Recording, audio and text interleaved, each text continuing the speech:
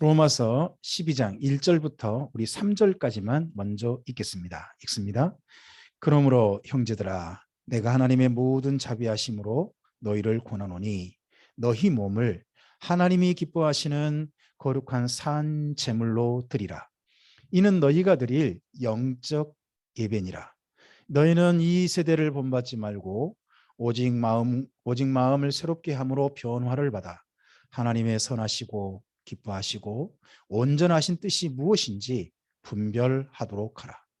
내게 주신 은혜로 말미암아 너희 각 사람에게 말하노니 마땅히 생각할 그 이상의 생각을 품지 말고 오직 하나님께서 각 사람에게 나누어 주신 믿음의 분량대로 지혜롭게 생각하라. 아멘. 우리 로마서 12장을 봤는데요. 로마서 12장을 살펴갈 때에 먼저는 기억하셔야 될 게 11장 끝에 아멘으로 끝났다는 것을 기억하시고 보셔야 됩니다. 11장까지 로마서에서 정말 하고 싶었던 한 가지 이야기가 끝난 겁니다. 그리고 새로운 이야기가 12장에 이어집니다. 그 이야기를 흔히 여러 가지 말로 할 수 있습니다만은 두 가지 복음으로 이해할 수 있습니다. 11장까지가 복음의 1차 복음이고요. 12장부터 15장이 2차 복음이 됩니다. 1차 복음은 하나님께서 우리에게 거저 주신 은혜의 선물입니다. 그게 1장부터 11장까지고요. 이제 12장부터는요. 우리의 삶 속에서 오늘 누리는 복음입니다. 오늘 누리는 복음. 예수님 안에서 누리는 거죠. 이거에 대해서 저는 이렇게 좋은 표현을 해봤습니다.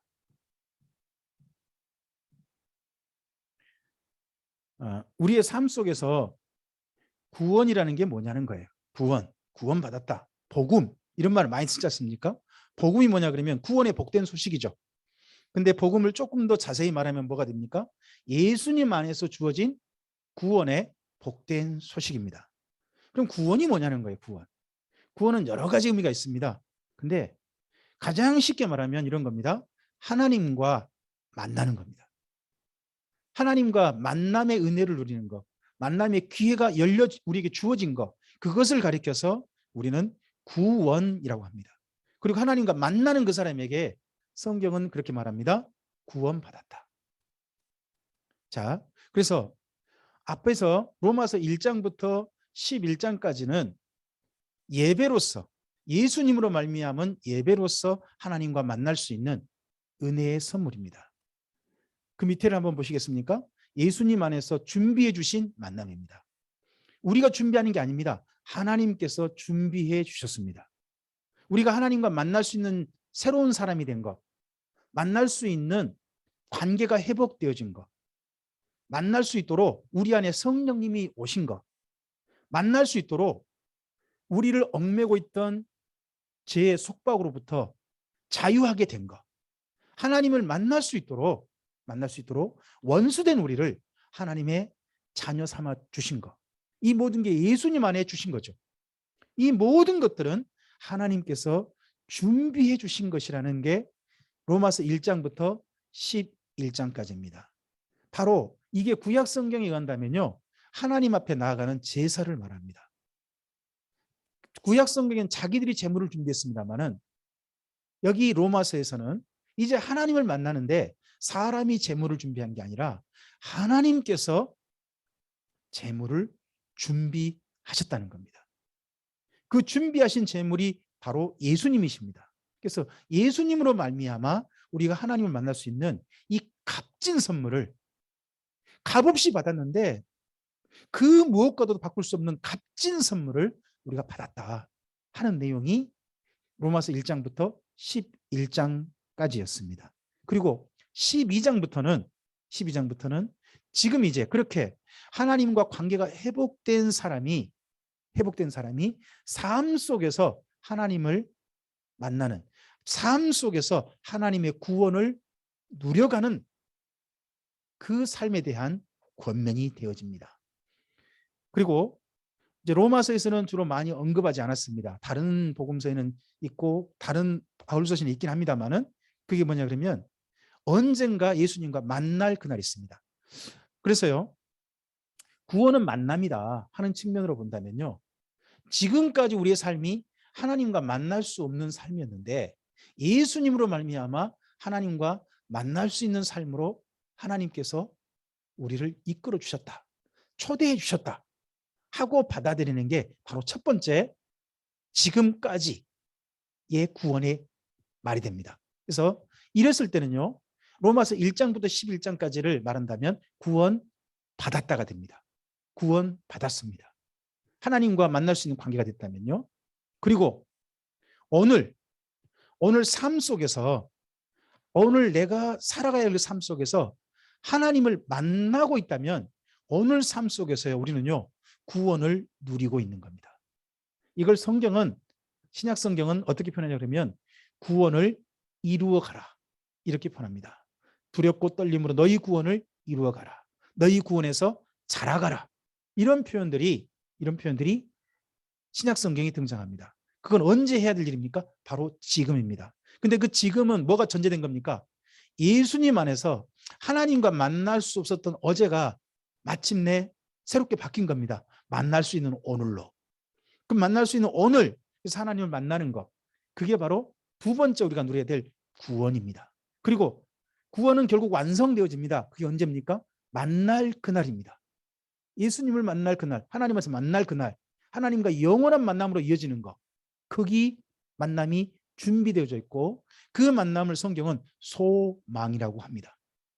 믿음과 소망과 사랑으로 산독하는데 성도의 소망은 다른 게 아닙니다. 바로 하나님 안에서 영원한 만남의 날, 그 날을 가리키는 겁니다. 그날 예수님은 재림하실 것이고 성도들은 영원히 사는 예수님 같은 몸으로 부활하여서 하나님 앞에 서게 될 것입니다. 그래서 구원은요, 이런 측면에 보면 만남입니다. 하나님께서 준비해 주신 만남을, 예수님 안에서 준비해 주신 만남을 감사함으로 받아들이셨습니까? 그래서 하나님과 만나는 사람으로 인생을 바꾸셨습니까? 그리고 오늘 삶 속에서 하나님을 만나고 계십니까? 그리고 언젠가 주님과 만날 그날을 기다리고 사모하고 그 만남의 날을 위하여서 한결같이 걸어가고 계십니까? 그렇다면 바로 우리는 구원받은 사람으로서 오늘 구원을 누리고 있고 구원을 기다리는 사람으로 사는 겁니다. 로마서를 그래서 1장부터 11장까지가 하나님께서 준비해 주신 만남, 예수님 안에서 준비해 주신 만남인 거고, 그리고 12장부터 13장은 12장부터 15장은 이제 우리의 삶 속에서 예수님 안에서 만나는 그 만남, 이런 만남으로 이야기가 이어지게 됩니다. 자, 그런 말씀에서 다시 한번 12장을 돌아가 보시기 바랍니다. 12장 1절이요. 12장 1절이 12장부터 15장까지 전체를 묶는 표대와 같은 말씀입니다. 이 말씀을 근거로 모든 이야기가 진행되어집니다. 그러므로 형제들아, 내가 하나님의 모든 자비하심으로 너희를 권하노니 너희 몸을 하나님이 기뻐하시는 거룩한 산 제물로 드리라. 이는 너희가 드릴 영적 예배니라 그럽니다. 여기에 우리 몸을 하나님이 기뻐하시는 거룩한 산 제물로 드리라 그럴 때 앞에 전제된 표현이 있습니다. 그게 뭐냐 그러면 내가 하나님의 모든 자비하심으로 너희를 권하노니 이렇게 되어 있습니다. 자, 여기서 우리 번역과는 좀 다른 그 의미가 있어서 여러분 좀 이해하셔야 됩니다. 내가 하나님의 모든 자비하심으로 너희를 권한다고 이렇게 우리는 번역해놨는데 원래 말씀은요, 하나님께서 불쌍히 여기심으로 너희를 권한다라고 이렇게 표현되어 있습니다.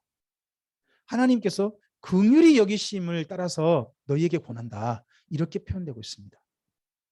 자, 이걸 어디를 생각하셔야 되냐 그러면 구약 성경에 근거한다면요, 하나님께 드릴 제물은 흠이 있으면 됩니까? 안 됩니까? 흠이 있으면 안 됩니다. 흠 없는 제물로 드려야 되죠. 근데요, 12장에서 이제 하는 말씀은요, 우리의 현재 우리 몸을 죽이는 제물이 아니라 살아있는 제물로 하나님께 드리래요. 살아있는 제물로. 그러니까 오늘 내 삶 자체가 하나님께 제물이 된다는 거죠. 예물이 된다는 뜻이죠. 근데요, 우리의 삶이 흠결 없이 모든 것이 거룩하게, 모든 것이 하나님 앞에 정말 그렇게 드린, 그렇게 살아온 삶을 사람이 살 수 있습니까? 그건 어렵죠. 우리가 하나님의 뜻을 따라서 바르게 살려고 노력하고 그런 기준을 가지고 사는 것은 분명합니다. 성도는 그렇게 사는 거니까요. 그런데 우리의 삶 속에 흠결이 있다는 거예요. 되도록 흠이 없어야 되지만 흠결이 있는 게 우리라는 거죠. 그런데 흠결이 있는 재물을요, 하나님께서 원래 안 받으시는데 우리의 삶으로 드리는 이 산 재물을요, 하나님께서 긍휼히 여기시고 불쌍히 여기시고 안타깝게 여기셔서 제물로 기쁘게 받아주신다는 겁니다. 기쁘게 받아주시니까, 하나님께서 기쁘게 받아주시니까 우리의 삶으로서 최대한 거룩한 삶으로 살자라고 합니다. 이것이 뭐라고요? 이것이 너희가 드릴 영적 예배라는 겁니다. 그래서 로마서는요, 1장부터 11장까지의 예배가 있습니다. 그리고 12장부터 15장까지의 예배가 있죠. 그래서 우리의 삶에는요, 함께 모여서 드리는 이 수요예배 같은 모임 예배가 있습니다. 그건 1장부터 11장을 기억하는 거죠. 하나님의 은혜와 선물, 하나님의 뜻을 다시 한번 기억하는 겁니다. 그리고 우리 삶으로 나아가죠. 그게 12장부터 15장이 되는 겁니다. 그럼 그 삶 속에서 우리가 하나님께 드릴 정말 신령한 예배, 합당한 예배, 우리가 드릴 하나님께서 기뻐 받으실 만한 합당한 그런 예배가 어떤 예배일까요? 그러기 위해서는 먼저는요, 우리의 마음가짐, 우리의 속사람이 새로워져야 됩니다. 그게 바로 2절과 3절이라고 저는 생각합니다. 여러분 성경 말씀 보시면 2절과 3절 사이에 그 구분이 돼 있을 겁니다. 그렇죠? 3절에 구분이 돼 있고요. 그 다음에 14절에 구분이 돼 있어요. 그렇죠? 근데 저는 글을 읽어보면서 지금 바울이 하고자 하는 말은 먼저는 우리 속사람이 생각이, 우리의 삶의 기준이 뭔가 달라져야 한다는 거거든요. 삶으로 들으려면 내 행동만 달라진 게 아니죠. 먼저 우리 속사람이 달라져야죠. 그래서 우리의 세계관, 가치관, 우리의 삶의 기준, 이게 달라지는 이야기를 먼저 하는 게 저는 2절과 3절이라고 생각합니다. 여러분 2절과 3절에서 한번 이렇게 1, 2, 3, 4 한번 좀 해가 보시겠습니까? 첫째, 너희는 이 세대를 본받지 말고, 거기에 본받지 말고의 밑줄을 하나 그어보고요. 본받지 말고, 그 다음에 오직 마음을 새롭게 함으로 변화를 받아, 여기에서 변화를 받아에 또 밑줄 그어보고요. 하나님의 선하시고 기뻐하시고 온전한 뜻이 무엇인지 분별하도록 하라. 일때 여기 분별하도록 하라에 밑줄 그어 보시고요. 3절에 내게 주신 은혜로 말미암아 너희 각 사람에게 말하노니 마땅히 생각할 그 이상의 생각을 품지 말고 오직 하나님께서 각 사람에게 나누어 주신 믿음의 분량대로 지혜롭게 생각하라. 여기에서 지혜롭게 생각하라에 또 밑줄 그어 보시면 네 가지가 나오죠. 늘 우리 속사람을 점검할 수 있는, 하나님 앞에 우리의 삶으로서 아름답게 살기 위해서는요, 우리 속사람의 네 가지 기준이 있어야 됩니다. 첫째는 뭐가 기준입니까? 사람들이 하는 것 중에 우리가 본받지 말아야 할 게 있습니다.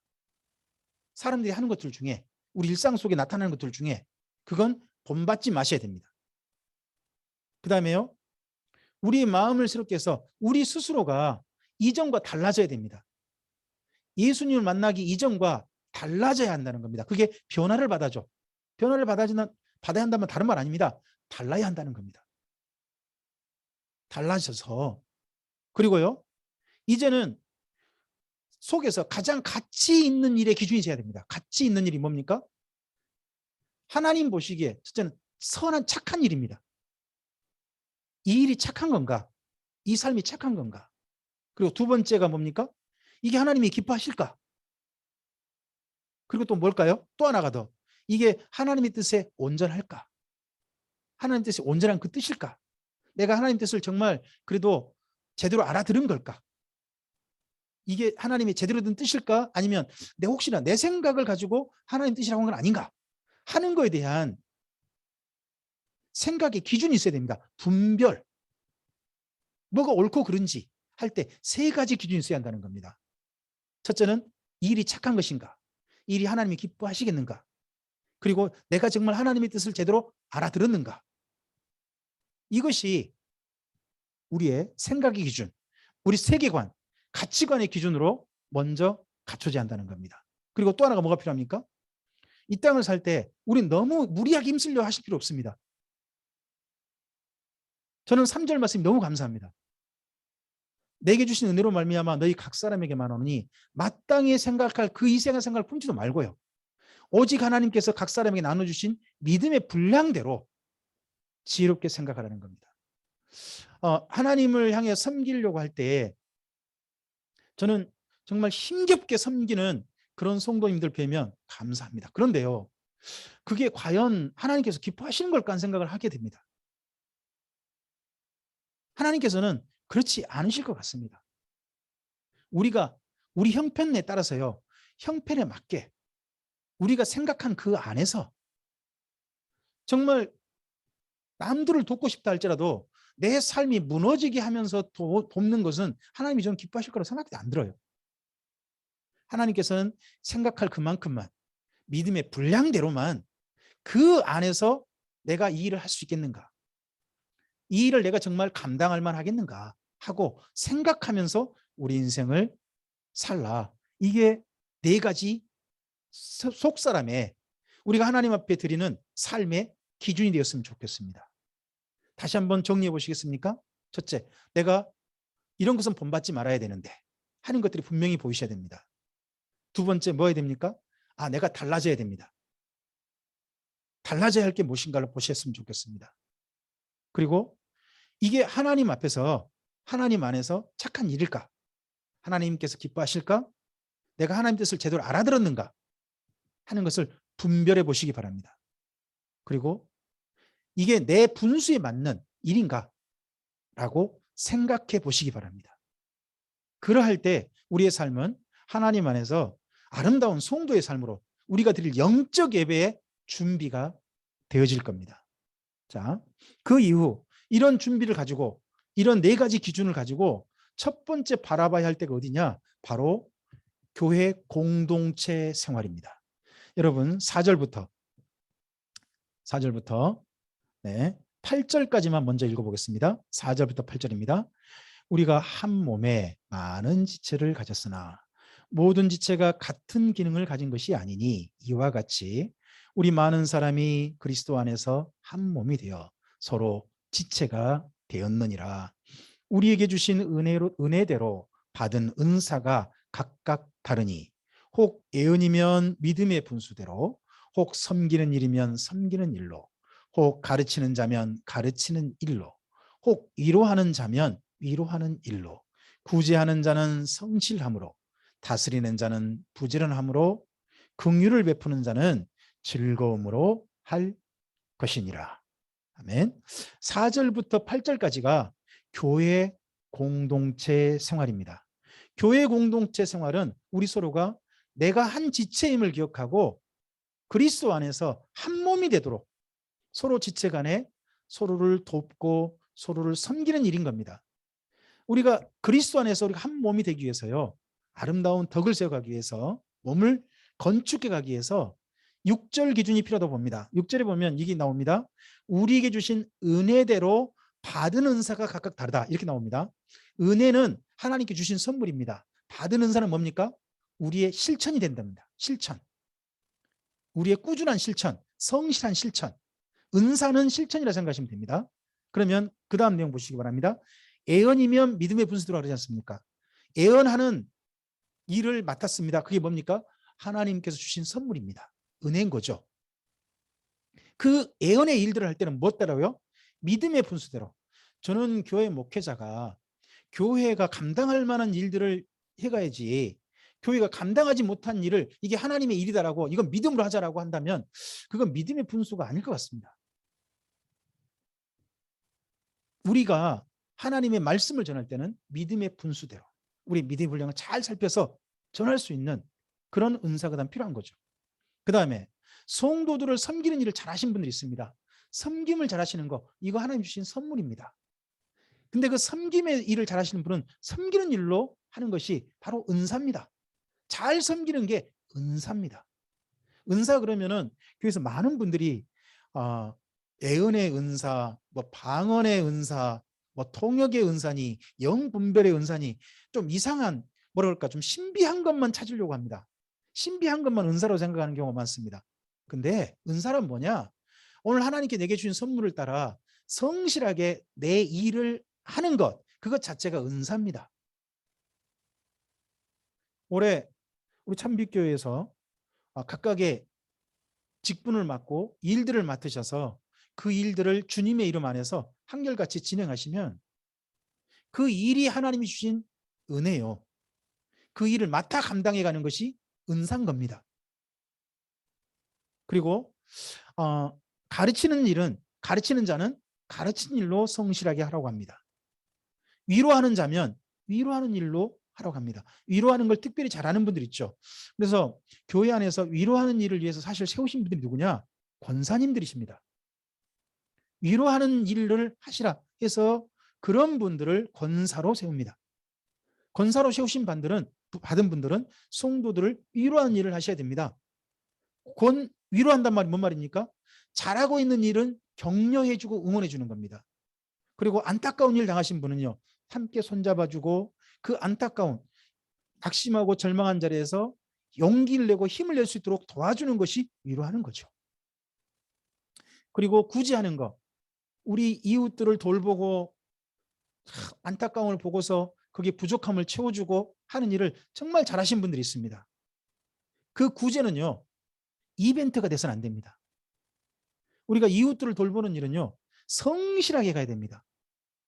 그래서 구제하는 자는 성실함으로 그 일을 하라고 합니다. 이벤트로 하실 생각하지 말한 겁니다. 계속 한결같이 해야 한다는 거죠. 그리고 다스리는 자는 부지런함으로 하라고 합니다. 여기 다스린다는 표현은 저는 너무 우리나라식 표현인 것 같고요. 원래 원어를 살펴보면 이 말은 돌보다라는 뜻입니다. 돌보다. 공동체를 돌보는 거죠. 저는 장로님들과 집사님들, 권사님들 모든 분들은 공동체를 돌보는 분이라고 생각합니다. 돌보는 일을 함께 성실하게 가는 겁니다. 목회자도 돌보는 일을 하는 거 아니겠습니까? 목회자는 두 가지를 한다고 합니다. 하나는 가르치는 거고 또 하나는 돌보는 거죠. 이 두 가지 일을 해야 되는 목사처럼 또한 모든 성도님들, 특히 직분자들께서는 다스리는다라고 생각하지 마시고 그건 잘못된, 저는 좀 본래 말과는 좀 다른 번역을 생각하고 정말 올바른 번역은 돌본다, 보살핀다 하는 뜻으로 알고 성도들을 함께 보살피시는 일을 하셨으면 좋겠습니다. 그리고 그 보살핀 일을 부지런함으로 하라는 거죠. 긍휼을 베푸는 자는 다른 사람을 안타까워해서 불쌍히 여기는 일들을 하시는 분들은 그 일을 즐거운 마음으로 즐겁게 늘 한결같이 하시라 하는 것들이 교회 공동체 생활입니다. 4절부터 8절까지의 이러한 교회가 우리 참빛교회가 된다면 어떻겠습니까? 정말 멋진 교회가 될 것 같습니다. 우리 교회 공동체 생활에서 이런 교회 공동체가 된다면 바로 참빛교회 이런 교회 생활 자체가 하나님께 드리는 기뻐 받으시는 영적 예배가 될 겁니다. 그 다음에 9절부터 13절을 읽어보겠습니다. 9절부터 13절입니다. 사랑에는 거짓이 없나니 악을 미워하고 선에 속하라. 형제를 사랑하여 서로 우애하고 존경하기를 서로 먼저 하며 부지런하여 게으르지 말고 열심을 품고 주를 섬기라. 소망 중에 즐거워하며 환난 중에 참으며 기도에 항상 힘쓰며 성도들의 쓸 것을 공급하며 손 대접하기를 힘쓰라 합니다. 9절부터 13절은요, 개인의 경건입니다. 내 개인적으로 살아야 될 성도의 마땅한 삶이라는 거죠. 성도는 개개인이 이렇게 살아야 한다는 겁니다. 우리 각자가 저는 9절부터 13절을 늘 기억했으면 좋겠습니다. 늘 한 번쯤 계속 읽어봤으면 좋겠습니다. 하루를 시작하시면서 9절부터 13절을 읽어보시고 출발하시는 것도 좋다고 생각합니다. 하루를 마감하시면서 여기 로마서 12장 9절부터 13절까지 읽으시면서 내 생활은 어땠는가, 내 개인 생활은 어떻겠는가라고 반성해 보는 것도 좋은 일이라고 생각합니다. 늘 기억했으면 좋겠습니다. 9절부터 13절까지가 우리 각자 개인 경건 생활, 나라는 사람을 건축해가는, 나라는 사람이 오늘 삶 속에서 하나님을 만나고 내 삶으로서 하나님께 드리는 영적 예배가 바로 이 9절부터 13절이라고 생각하시면 되겠습니다. 이건 그 누구도 아니고 나 혼자 내 스스로 하나님 앞에 서서 나 혼자 드리는 예배로서 9절부터 13절을 생각하십시오. 그리고 이제 9절부터 13절은 나라면, 나에 대한 관계라면 14절부터 21절은요 인간관계입니다. 나를 넘어선 다른 사람과의 관계죠. 자, 우리 14절부터 21절까지 읽어보겠습니다. 너희를 박해하는 자를 축복하라. 축복하고 저주하지 말라. 즐거워하는 자들과 함께 즐거워하고 우는 자들과 함께 울라. 서로 마음을 같이 하며 높은 데 마음을 두지 말고 도리어 낮은 데 처하며 스스로 지혜 있는 채 하지 말라. 아무에게도 악을 악으로 갚지 말고 모든 사람 앞에서 선한 일을 도모하라. 할 수 있거든 너희로서는 모든 사람과 더불어 화목하라. 내 사랑하는 자들아 너희가 친히 원수 갚지 말고 하나님의 진노하심에 맡기라. 기록되었으되 원수 갚는 것이 내게 있으니 내가 갚으리라고 주께서 말씀하시니라. 내 원수가 줄이거든 먹이고 목마르거든 마시게 하라. 그리함으로 내가 숯불을 그 머리에 쌓아 놓으리라. 악에게 지지 말고 선으로 악을 이기라. 아멘. 여러분 14절부터 21절까지 어려운 말씀이 없습니다. 실천하기 어려운 것뿐입니다. 어려운 말씀은 없어요. 실천하기 어려운 것뿐입니다.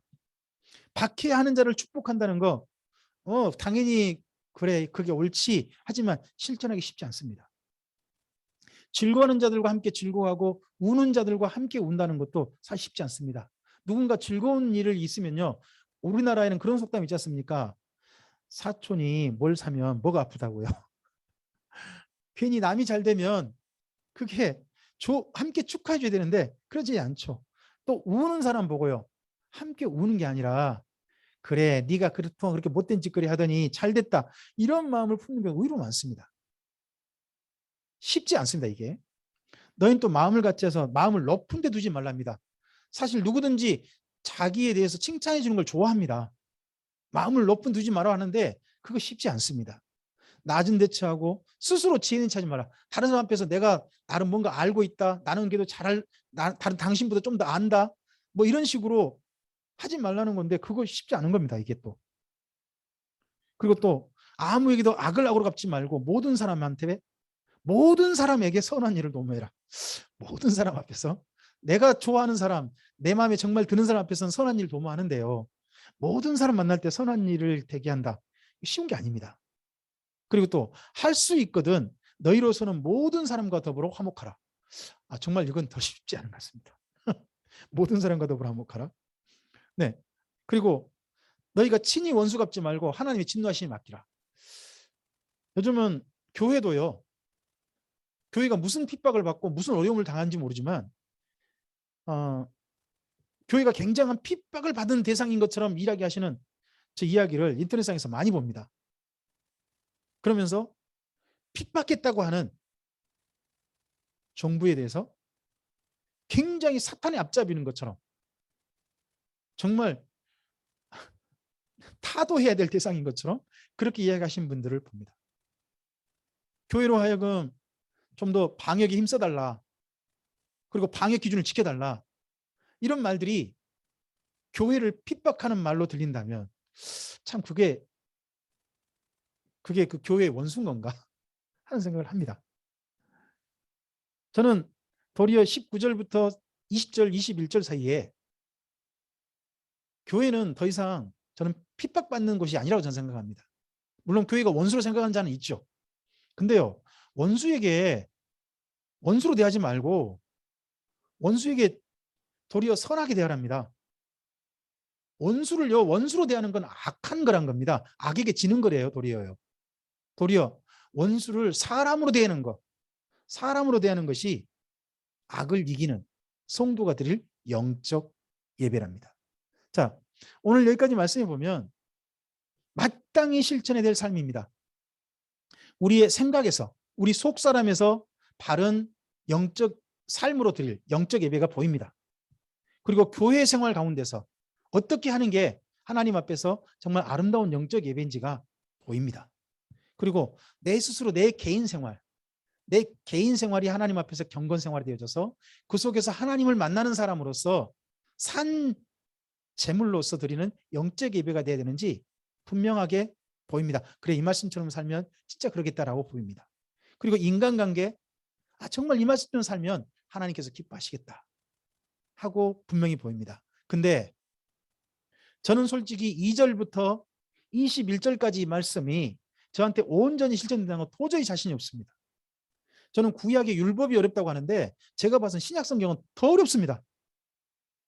그러니까 이 어려운 가운데서도 내가 정말 다 모든 걸 제대로 지키지 못한다 할지라도 이 말씀을 기준 삼아서, 그래, 이 말씀대로 실천하려고 하고 이 말씀을 따라 살려고 할 때 그때 하나님께서 우리를 어떻게 여기신다는 겁니까? 12장에서요. 12장 1절에서요. 불쌍히 여기신다는 겁니다. 흠결이 있고 모자람이 있고, 어떤 것은 하나님 보시기에 너 왜 그거밖에 못하냐 아쉬움도 있을지도 모르죠. 그런데 그러함에도 불구하고 이 말씀처럼 살려고 하는 사람들을 보면 하나님께서 기뻐하신다는 거죠. 그래서 이렇게 살려고 하고 최선을 다해 실천하려고 할 때 그곳에서, 그렇게 살아가는 그 삶 속에서 하나님을 뵙게 될 거라는 겁니다. 그 삶 속에서 하나님께서 받아주시는 은혜가 있을 거라는 거죠. 그 삶 속에서 하나님의 인도하심, 이끌어주심이 있을 거라는 거죠. 이러한 아름다운 영적 예배가, 우리의 삶으로 드린 영적 예배가 로마서 12장부터 출발되시길 바랍니다. 이 말씀을 통해서 다시 한번 우리 삶을 하나님께서 정말 기뻐하시는 삶으로 드리는 예배, 그리고 삶에서 누리는, 오늘 누리는 하나님께서 베풀어 주시는 구원, 오늘 내 삶 속에서 만나 뵙는 우리 하나님, 그 은혜를, 이 말씀을 실천해 가는 가운데, 말씀에 순종해 가는 가운데 꼭 누리시게 되기를 주님의 이름으로 축복합니다. 기도하겠습니다. 주님 감사합니다. 함께 말씀을 드렸습니다. 이 말씀이 우리의 삶을 거룩하게 걸어가게 하는, 정말 하나님께서 기뻐 받으실 만한 산 제물로 드리는 우리의 영적 예배의 출발이 되기를 소원합니다. 우리의 마음가짐이, 속사람이 달라지길 원합니다. 우리의 교회 생활이 하나님께서 기뻐 받으실 만한 영적 예배이기를 소원합니다. 우리 개인의 경건 생활이 하나님께서 기뻐 받으시는 영적 예배이기를 소원합니다. 우리의 인간관계가 하나님께서 받으실 만한 합당한 예배이기를 소원합니다. 이런 산제물로 나아가고자 할 때 흠결이 있음을 고백합니다. 모자람이 많음을 고백합니다. 하나님께 드리기에 부끄러운 것을 고백합니다. 그러나 이렇게 살고자 할 때 하나님께서 긍휼히 여기시고 기뻐하시면서 받아주실 줄 믿고 기대합니다. 그러한 주님께 우리의 삶으로 나아가겠사오니 우리의 삶의 자리에서, 오늘 이 삶을 누려가는 그곳에서 우리 하나님을 배웁게 하옵소서. 부탁드리오며 예수님 이름으로 기도합니다. 아멘.